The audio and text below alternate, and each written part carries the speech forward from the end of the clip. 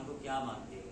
तो बाबा जी ने कहा कि क्या चीज़ हो आप, कोई भूत चुड़ैल या मुझे क्या पता क्या चीज़ है हमारी गुफा के अंदर, अगर कुछ भी है तो मुझे सामने आके दर्शन दो। तो माता जी ने इनको दर्शन दिए थे। तो बाबा जी जब माता जी ने इनको दर्शन दिए तो माता जी ने कहा कि तुम्हारी इतनी कठोर जो भक्ति थी मैं उसको देख के प्रसन्न हुई हूँ, उसके कारण मैंने आपको ये दर्शन दिए।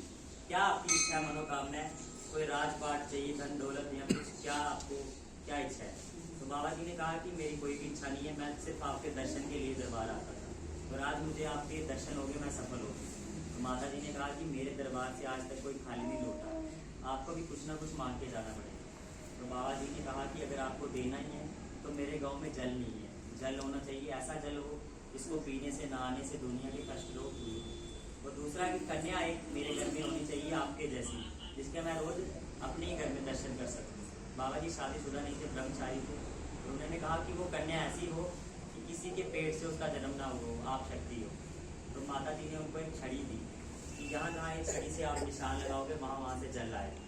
तो 7 जगह बाबा जी ने निशान लगे, यहाँ नीचे जल बहता है, आज भी वैसे ही माता के चरणों का जल है।